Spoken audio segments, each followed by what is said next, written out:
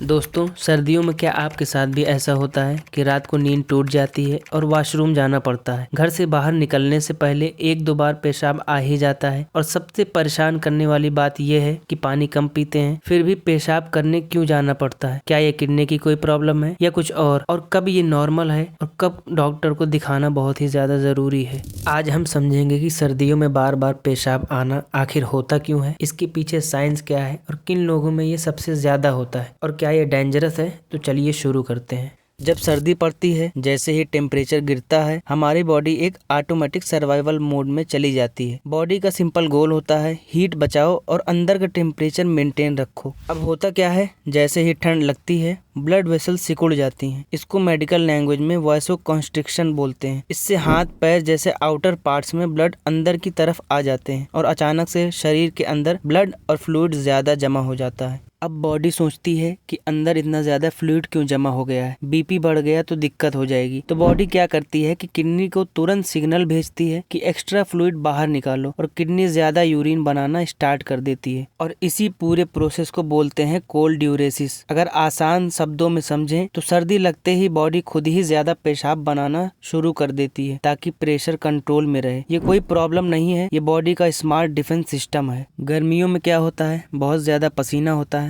पानी और टॉक्सिन्स पसीने के साथ निकल जाते हैं। पर सर्दी में ऐसा नहीं होता, पसीना लगभग बंद हो जाता है और बॉडी ठंडी रहती है। अब बॉडी के पास एक ही ऑप्शन बचता है कि यूरिन के थ्रू फ्लूइड को बाहर निकाला जाए। इसलिए आप नोटिस करते हो पानी कम पीते हो फिर भी वॉशरूम ज्यादा जाना पड़ता है, क्योंकि फ्लूइड निकालने का तरीका बदल गया है। कुछ लोगों का ब्लैडर ठंड को ज्यादा महसूस करता है। जैसे ही ठंडी हवा लगती है ब्लैडर की मसल्स थोड़ी कॉन्ट्रैक्ट होने लगती है, थोड़ा सा यूरिन भी ज्यादा भरा भरा महसूस होता है और तुरंत पेशाब लग जाती है। इस कंडीशन को कहते हैं cold induced bladder sensitivity. Simple language में अगर समझे, ठंड से ब्लैडर जल्दी रिएक्ट कर जाता है। ये कोई बीमारी नहीं है, केवल टेम्परेचर नॉर्मल होते ही ये प्रॉब्लम भी धीरे धीरे कम हो जाती है। सर्दी में हम क्या पहनते हैं, टाइट थर्मल्स, टाइट जीन्स, एक के ऊपर एक स्वेटर्स, कभी कभी हैवी जैकेट्स। इन सब से क्या होता है, लोअर एब्डोमेन पर प्रेशर पड़ता है। ब्लैडर ऑलरेडी सेंसिटिव होता है, थोड़ा सा यूरिन भी ज्यादा महसूस होता है। तो होता यह है कि बार बार वॉशरूम जाना पड़ता है और कभी कभी प्रॉब्लम बॉडी में नहीं बल्कि कपड़े में होती है।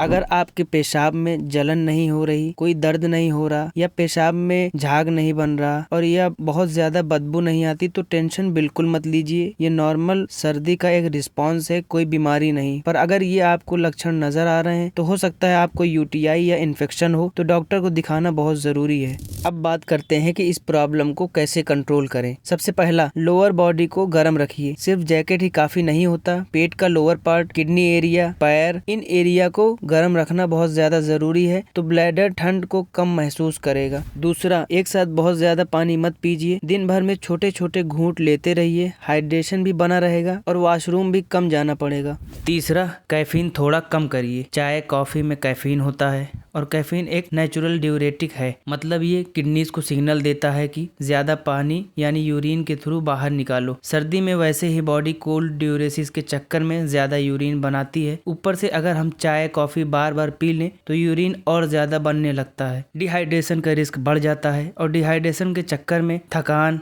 कॉन्स्टिपेशन और बीपी में काफी बदलाव हो सकते हैं। तो सर्दी में इनका सेवन कम ही करिए। चौथा, बहुत ज्यादा टाइट थर्मल्स अवॉइड करिए, क्योंकि ये लगातार ब्लैडर पर प्रेशर बनाते हैं। थोड़ा लूज, कंफर्टेबल और ब्रीथेबल फैब्रिक्स बेस्ट रहते हैं। तो दोस्तों, सर्दी में बार बार पेशाब आना बिल्कुल नॉर्मल है। ये बॉडी का टेम्परेचर और ब्लड प्रेशर कंट्रोल करने का नेचुरल तरीका है। बस ये छोटी छोटी बातें ध्यान में रखें, आपकी प्रॉब्लम काफी हद तक कम हो जाएगी। अगर ये वीडियो हेल्पफुल लगी हो तो लाइक, शेयर और सब्सक्राइब जरूर करिए। आगे आपसे मिलते हैं नेक्स्ट वीडियो में, तब तक के लिए शुक्रिया।